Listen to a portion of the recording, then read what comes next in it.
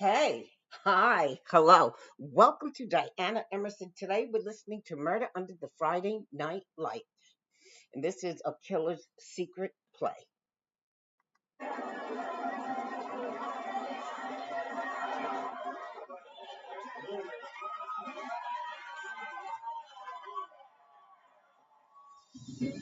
Football at Clearlake Christian is a stake in the ground here in this community, here at the school. I'm sure we didn't draw any huge crowds, but the crowds that we had were sure faithful. Coach Roman coached me from my fifth grade year all the way up to my senior year. Kevin helped the school become a winner. Because of the role that he played, he taught them to win. There's no reason why anybody would want to hurt Kevin. Coach taught me that football was more than just a game. It was a representation of life. We received an anonymous tip regarding some activities Kevin was involved in, high-risk activities. I would say he was choosing to live another life. We put his picture on our profile on Facebook until he gets justice. Not a lot of us thought we were going to have his picture on our profile for 3 years.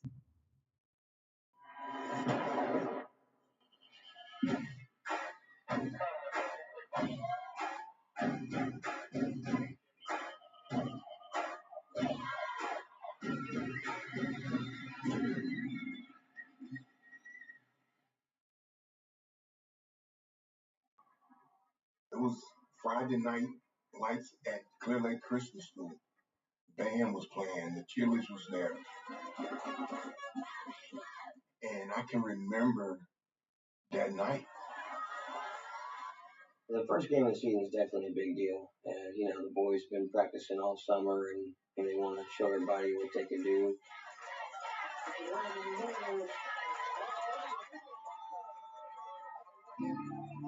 We were playing against Sanchez. It was an important moment for me because it was my first game ever and first game of the year. Everybody was expecting Coach Roman to be there. Coach Roman had left to go to another school. Clear Lake lost a great coach when they let him go. But Coach would still come to the games. He'd sit in the stands. We killed Sanchez. Everyone was expecting to see Coach Roman support the team that day, but he didn't show up. And we looked around and said, where's Kevin? Where's Coach Roman? Why is he not here?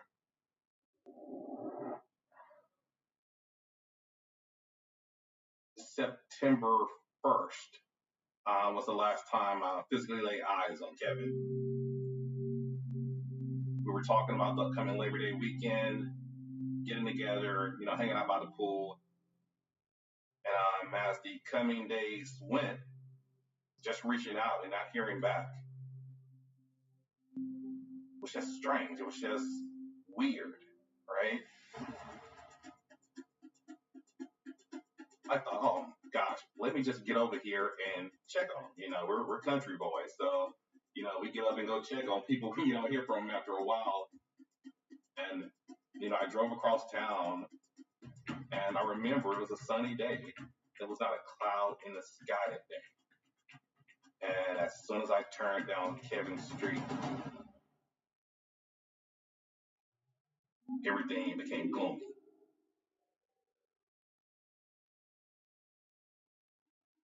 Like just this dark cloud came out of somewhere. And, I got to his home and I didn't see his truck there. And I see the burglar door closed, but the interior door open.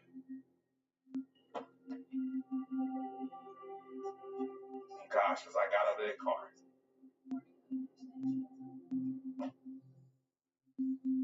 it was, I can't even describe it. It was like just this overwhelming odor came out of nowhere.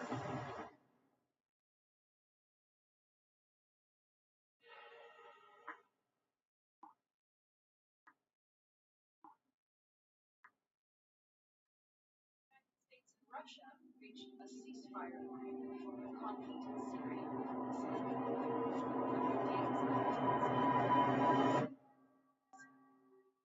And I get to the door. I, of course, can't open a burglar door because it locks with a key. And I see all the lights on in the home. I see his bedroom light on. I hear his bedroom TV on. I hear the air conditioning unit on. And this odor is coming from everywhere. That was kind of when the light bulb came on. Houston Fire and Medical, what is your location of your emergency? Federal Drive. Okay, what is your emergency there? I have a friend that I haven't heard from for a week. So this is his home. I came by and there's a foul odor coming out of the house. All right, sir, we're dispatching emergency units to that location. Help is on the way. Thank you. As I'm waiting for Houston Fire Department to arrive, something in my heart say, prepare yourself because he's going to be in there.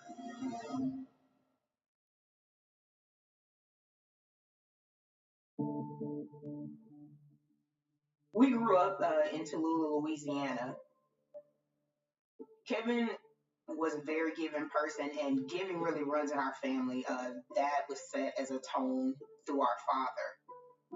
My dad is a pastor, and I really feel like him being grounded in the Word of God and giving, Kevin represented that. He developed a mindset to try to help people in whatever way and manner he could. If he could take the shirt off his back and give to you, he would do it. So Kevin had a stutter. I know that Kevin had difficulty with other kids bullying him. I believe some of the negative attention that he experienced in his youth, it helped him to really build his competitive nature. He absolutely loved this game. Coaching at the high school level, that was his pathway to go to the college level. I remember when Kevin got hired at Clear Lake High School, he was so excited to, come from Louisiana, be in Houston, and it was just a new chapter and new opportunities.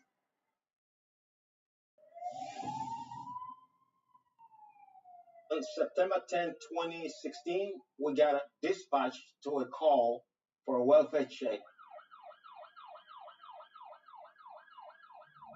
When the Houston Fire Department arrived, they came in with breaching tools and they made forced entry.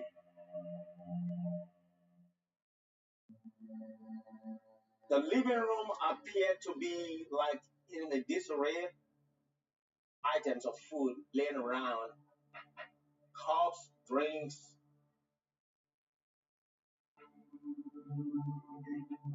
Inside the bedroom, we observed what appeared to be a black male laying on the bed. The body was in an advanced state of decomposition. In my gut, I had assumed that this individual was murdered. The officer came over and asked me, could I show him a picture of Kevin? And I did. And the officer confirmed that although some time had passed, that it was Kevin. As soon as the police officer confirmed that it was him in there, everything kind of set in. Like, you lost your brother and you really don't have an answer for a reason why someone would take the life of this type of person.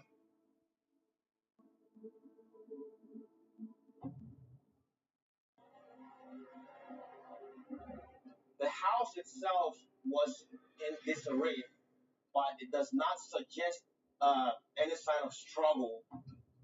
There was no sign of forced entry.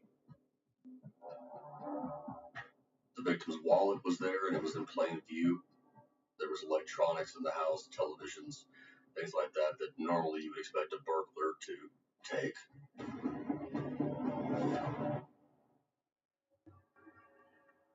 The crime scene techs collected several pieces of evidence, including .45 caliber shell casings. They also collected several potential sources of DNA from someone that may have been staying with Mr. Roman. Things like toothbrushes, drinking glasses, cigarette butts that were found at the scene. And there was women's clothing that was found in a bag. The crime scene unit also recovered a multicolored tie that was tied to the bed frame. The tie was tied in such a manner that it possibly could have been used as a restraint to hold up hands.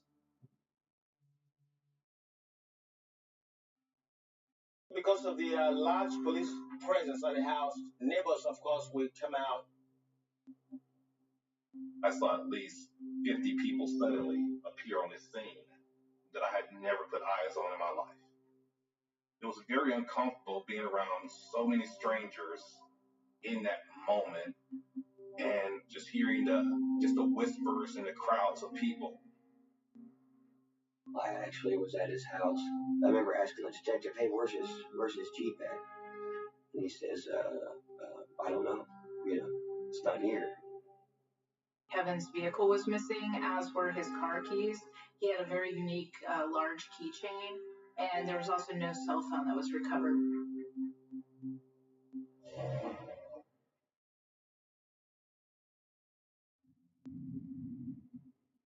It appeared he had been dead about a week. He was shot 11 times with a .45 caliber weapon and killed very violently. That indicated rage. That's likely that the victim and the killer knew each other, and that the killer had a reason, in their mind at least, to be extremely angry with the victim. It had to be someone he was close to, someone that he did not know, but he thought he knew. Got a little too close and unfortunately took his life.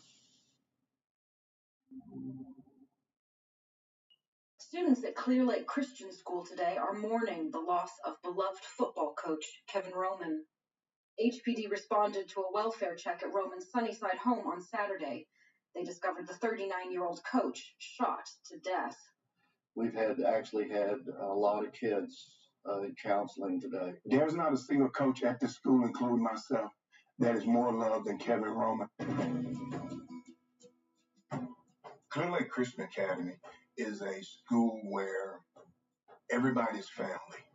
Everybody basically lived in the neighborhood. Football was king and still is king. When Kevin got here, man, it was like a burst of energy, right? We did not have a junior high school football team. Kevin went into classrooms, in the gym classes. He just took anybody that was the age and could play. Coach Roman came up to me. He was like, "Dang, you want to play football?" He was a coach, but it felt like he was one of the players. He had like charisma, Players loved him. Everyone loved him. And you would have thought he was in the NFL, the way that he walked the sideline. It was amazing how much energy he brought to the football field. Every athlete wants their dad in the stands, cheering for him as they're running the ball into the end zone. Not having that for myself, Coach really filled that role for me. I still hear him saying quality over quantity in my head. Quality over quantity. It's still such a life principle that I even live by now. Football is huge in Texas, and that may have contributed in some way to the case being somewhat more high profile. But I've found that any case where you have a victim that is loved by a lot of people, that it's going to raise the profile. And Kevin Roman was loved by a lot of people.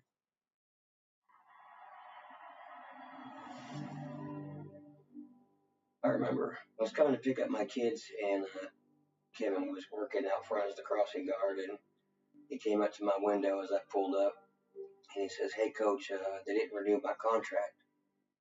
When I left here as a coach, they replaced me with a guy who wanted to bring in his own people, and Kevin ended up being just a casual war.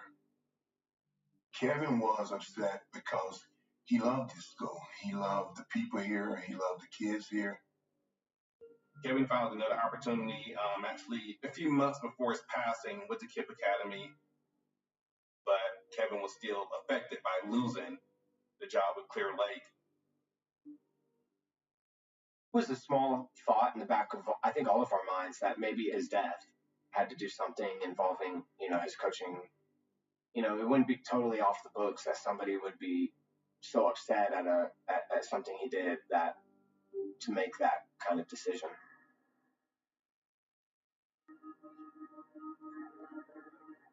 The moment that I found out that Kevin passed away, I couldn't hear sound. It was like silent. And just the emotion started rushing in that moment. I knew that I had to go tell my father. She said, Kevin is it? And that's all I could hear. I jumped up and started running. I had tears running down. It hurt me. I had seen him a week before his death. Me and him were sitting in his car, and he told me, Pop, I love you. I called my cousin to kind of get an update of what was happening at that time, and she was just talking about us police around and a lot of people, and they were trying to talk to the landlord, which, there was some suspicion around just some of the things he was saying, and just in terms of how quickly he wanted to remove my brother's stuff. We spoke to the homeowner that actually owned the house that Kevin Roman rented. We discovered that Kevin was having some financial difficulties. He had recently gotten a new job and I think had yet to be paid and was behind on his rent. The victim's landlord seemed anxious to be able to turn around and re-rent the property to a new tenant. The investigators found his behavior a little suspicious, but ultimately they didn't think that he had the strong enough motive. The landlord also provided information that he had seen several different females come and go from staying with Kevin.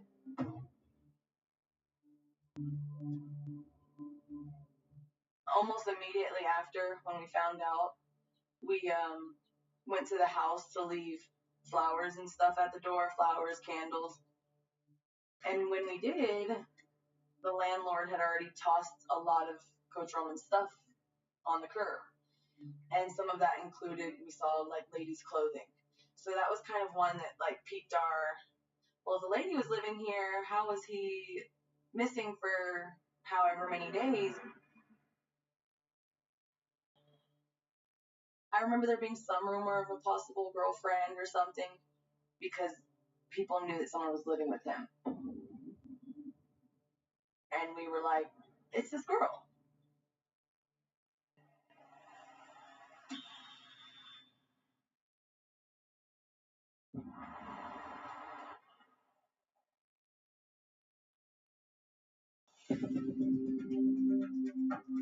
One of the things that you do when you're dealing with a whodunit murder is that you're almost looking at it like somebody who sells life insurance. If I was looking at Kevin Roman and he's still alive, what areas would make me not want to sell the life insurance policy, right? He's not involved in drugs. He's not involved in gangs. Doesn't have any criminal background at all. His one area of risk that popped up was his relationships with women. We were getting consistent information that he would see several different women at one time. Just grab a cigarette here. Appreciate you coming down. Not a problem. The Houston Police Department called me in, so I went down to Travis to meet with the detectives. I mean, everybody speaks really highly of him. Yes, sir. Which kind of brings us to why we're here. I mean, and I want to kind of establish your relationship with him because I think that you're my best bet to help me out. This is where I'm at right now. One interesting thing that he mentioned was this female that Kevin met in his neighborhood while she was walking home. So he stopped and had a conversation with this particular person. And from what he told me, this young lady came by his home either that night or the next night, but he never mentioned a name. So he goes on to describe this young lady, saying she's attractive, she has a nice body, and these kind of things. Hey, guy, you're a grown man. Do what you want to do. And I kind of left it at that. So you had the impression of someone that maybe he hooked up with, or yeah, just somebody that he met on the street. He saw it, he was attracted to her, picked her up, and this was August. This was early August. The only thing I have, in addition to that, Kevin was at my apartment Thursday or Friday before Labor Day. We were hanging out by the pool, having some drinks, that kind of thing. And he kept getting text messages to his phone. And so his phone keeps going off. And I'm like, man, what's going on with your phone? And he starts to lick it, and he starts to get frustrated by it because it's like text. And he finally answered. And I just hear this person yelling at him, I could hear them. The phone wasn't even on speakerphone. I could just hear this person yelling. And he's like, I'm with my frat brother. I'll call you back later. And the person goes on and like, why are you always with your frat brother? Why are y'all always together, kind of thing? And eventually he hangs up the phone. And I'm like, bro, who was that? And he's like, there's just this girl over here near my home. She's crazy, blah, blah, blah. And I was like, hey, if she's crazy, stop talking to her.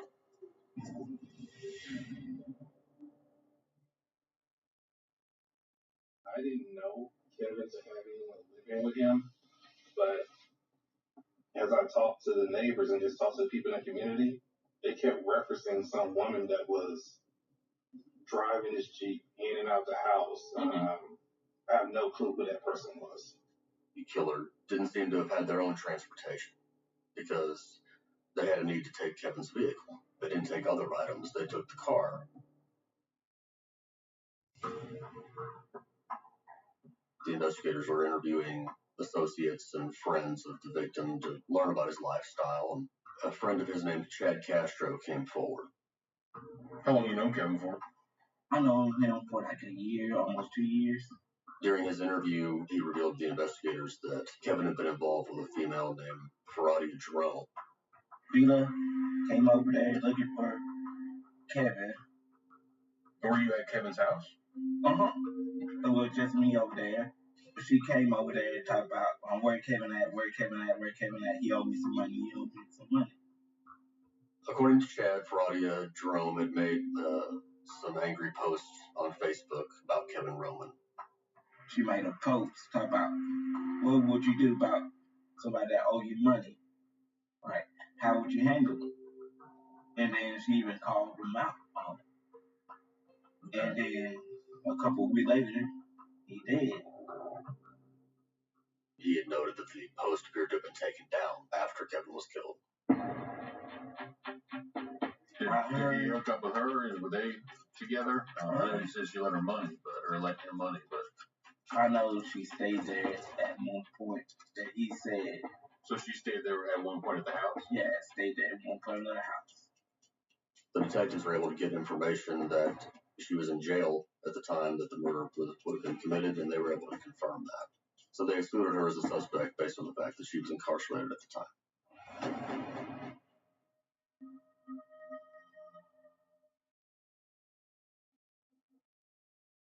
During the course of the investigation, we received an anonymous tip regarding some activities that Kevin was involved in, some high-risk activities.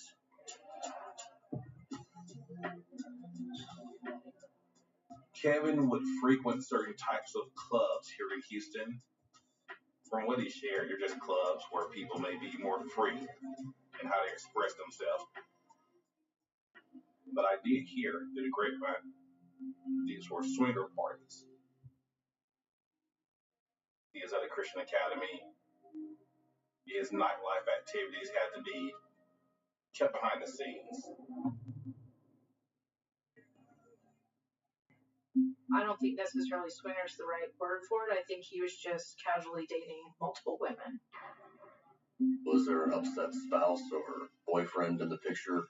that, might have been angry about Kevin hooking up with someone that they were intimate with, a girlfriend or a wife. There may be things going on there that you wouldn't want the world to know, or you wouldn't want to get out to other people. I would say he would probably have to, watch his mannerisms since he is coaching kids. And we had conversations about this. I'm like, Kevin, if you're just dating casually, make sure these women know that up front. But I can say this. I never knew Kevin to be a liar. I never knew him to cover up that he was dating other people or anything like that. The tip specifically mentioned a female who might have information, whose name was Kiki Lachey on social media. And that she had been seen with him at a restaurant called Tailgaters sometime around September 1st of that year. We narrowed down the time range of his death between the morning of September 4th and the morning of September 5th. So one of the last places Kevin was seen still alive had been at Tailgaters Bar and Grill. We actually spoke to some of the managers and bartenders and patrons even, and Kevin was well known over there. He was a regular. We were never able to find someone who actually went by the name Kiki Lachey. It was probably an online handle. Investigators also went to his Facebook page and tried to work their way through identifying who different females were and possibly his relationship to each of them. I didn't pull you away from work then. It's okay. I went down to meet with the investigative unit, and they went through these pictures. Girl. No, you can't say that I have. They were trying to piecemeal who certain people were at that time. No, sir. And I was shocked because I didn't recognize a soul. No clue. But it kind of gave me hope. At that time, they had a strong lead. I have no clue who this person is here. And someone is responsible for this, and they're going to pay for what happened. You never saw her before? No, sir.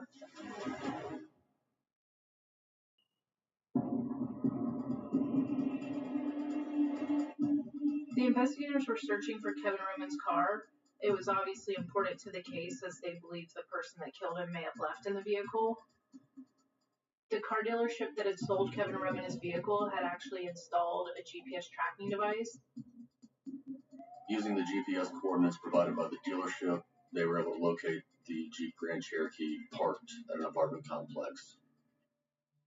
Inside the vehicle, they found Kevin Roman's cell phone. The phone had been smashed, the screen was completely broken, and the battery had been removed. The phone was in such a poor condition that the information in the device would not be recoverable. It was pretty evident that the suspect did not want that phone examined by police because it would very likely connect them back to the victim. The vehicle was processed for fingerprints and DNA. As promising as the vehicle seemed at first, ultimately it was not able to provide us with a suspect. My name is L.D. Davis, and Kevin was everything to me. He was more than a frat brother. He was blood. Kevin's memorial. It was definitely highly emotional, but it was also a celebration of life. I don't care who you were, where you were. If you met Kevin, you had to put a smile on your face. That's just the guy he was. You would have never thought that many people would show up to say goodbye to somebody. I mean, people and these parents loved Coach Kevin Roman. Coach Roman was the coach mentor of yours. Please stand. It was a sea of people standing up at the same time. It had to have been half of the room stood. Coach told me that football was more than just a game. It was representation of life. I couldn't hold back the tears. It was just raining down like it was a waterfall. I loved him so much, like.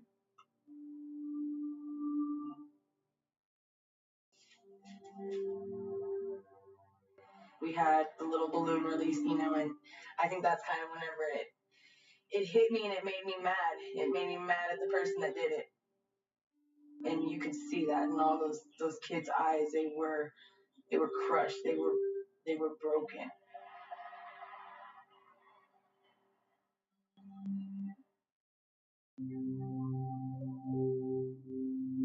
After a couple months, there are no more leads for investigators to follow up on. The case ultimately goes cold.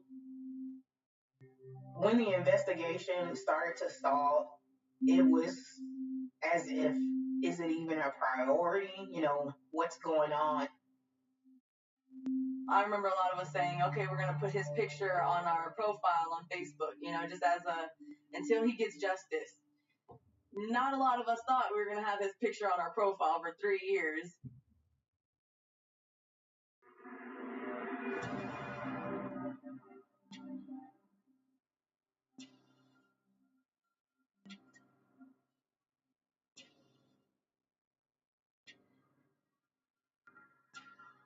Digital forensic technology is always in a state of progressing and refining and getting better. And so I submitted the broken phone to see if our personnel would be able to crack it. The techs were able to download the data, and we were able to actually get his text communications. And in a case like this, where you have a murder that occurs, but then the body is not found for a significant amount of time afterward, it's very telling when someone ceases communication with the victim on the date of the murder. We identified only one phone number that fit that pattern, and that phone number ended up being identified as that of LaQuinta Johnson. Research on her quickly showed that she lived across the street from where Kevin's vehicle was found. One interesting thing about Kevin was that for certain females, he would identify their contacts by the way that he had met them, and sometimes certain physical characteristics that they had. The contact that Kevin had in his phone for LaQuinta Johnson was actually Q Big Booty, she was walking home. And that was interesting to me because it further linked to what Mr. Davis had said before about this female that was walking home and Kevin had picked her up. I was able to establish that they had met only about 23 days before Kevin was killed. Investigators were able to determine that Kevin Roman was probably killed on September 4th because that's when his cell phone activity ceased. LaQuinta had been in contact with her brother, Richard Gaines, on the morning that we believe that Kevin had been killed. Richard Gaines was a documented gang member. He had a history of weapons offenses. And I found out that Richard had been arrested on September the 12th, just a week after the murder, and he was in possession of a .45 caliber handgun. And Kevin was killed with a .45 caliber weapon. And LaQuinta had a prior conviction for aggravated assault, where she was accused by an ex-boyfriend of hers of shooting at him.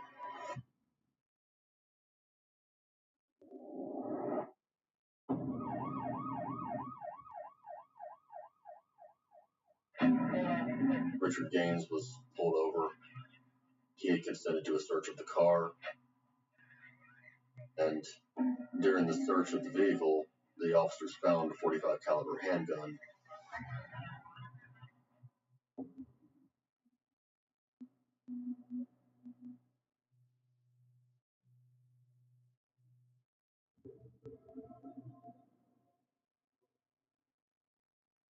Richard was booked at the Brazoria County Jail, and the sister of LaQuinta Johnson was brought to homicide. Kevin died on the morning of September 4th, early morning hours. He got shot on the 4th, and, the text messages indicate that you guys were together on the 3rd. Did you stay at his house? No, sir. Hold on. You think I killed Kevin? I don't know. I'm not saying that. I'm not saying No, hold on. No, sir. She lied to us and downplayed her relationship with Kevin, tried to make it seem like it was casual. And nobody's going to believe that it was just a coincidence that your brother showed up with the gun to kill this guy that you'd just been dating. And that you were at his house. I was at his house the night before, sir, and I left. She had basically accused me of lying during the interview, saying that her brother was not really arrested. So you don't believe me that Richard's in jail? Look, You just say whatever you Jason, want I to do with me, say. Sergio, I'm done talking. In that case, LaQuinta, you're going to be charged with the murder of Kevin Rowan. Okay.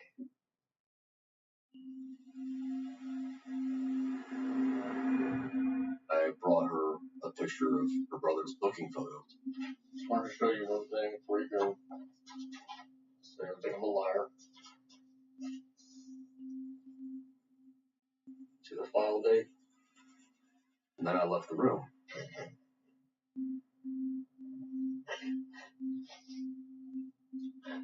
She started crying, and I opened the door.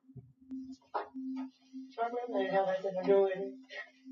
He just please let him go. He didn't have anything Talk to me. to do with it. I believe you. Whatever you feel I did, I would take that. But just leave my brother out of this because he did not have nothing to do with it. He never gave me no gun. None of that. Man, that just sounds like you're falling on your sword for your brother. Not falling on no sword for my brother. I wouldn't blame you. I got sisters. I fall on my sword for them. Not falling on no sword for my brother. He don't deserve to be in jail for something he had nothing to do with. That he didn't know nothing about. So after the fact. Okay. She believed that they were probably both going down for the homicide, and she didn't think it was right that he would go down for it. She told us that the .45 caliber handgun was her gun. I brought it with me. Like I always carry it with me. What was different that night that this one found? I knew my mama was gonna die. For somebody else to feel pain. Why did you want Kevin to be the one to feel pain? So heartless.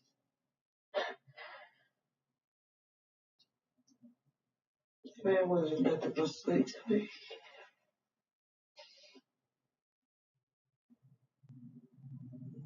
I don't know.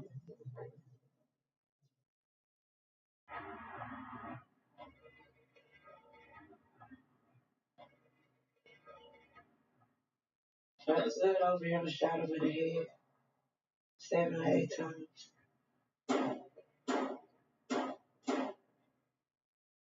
All in the head. I don't know where it was. Closed my eyes 6 times. She shot him till the magazine was empty, is what she told us. Did you leave right afterwards? Or did you stay at the house for a while? No, I stayed there. How long?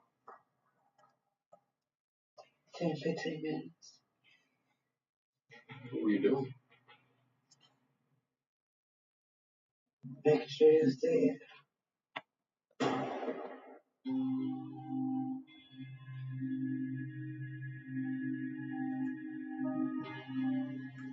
Is there anything that you would like me to tell Kevin's family on your behalf?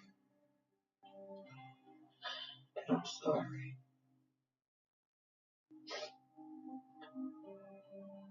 He didn't deserve that. I thought, like, cause he was seeing people, I was seeing people, like, I really liked him. It's different. We actually made a video of her telling Richard that she had come clean and told everything, and that he needed to protect himself and tell the truth. Whatever you have to do, you tell them. You testify against it. You didn't know nothing about it. You didn't have anything to do with it. I did everything myself. I'm sorry, bro. So even putting you in this, I'm sorry. That's, I love you. And I played that for him when I went to interview him at the jail. Ultimately, we were able to determine that that firearm that was found in Richard's possession was the gun that was used to kill Kevin Roman. Richard's never been charged in relation to the murder because he wasn't involved. He just ended up with the gun after the fact. Ultimately, she agreed to plead guilty to the murder charge in exchange for a 45-year sentence.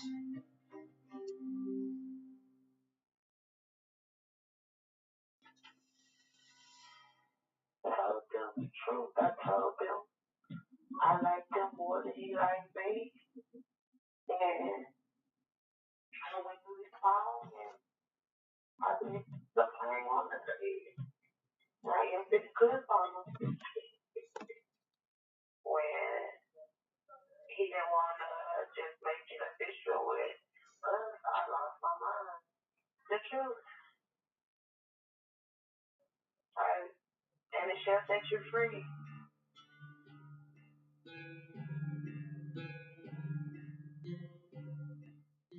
I said, well, the thanks be to God. It's over. But I don't have no hatred for her. I feel sorry for her.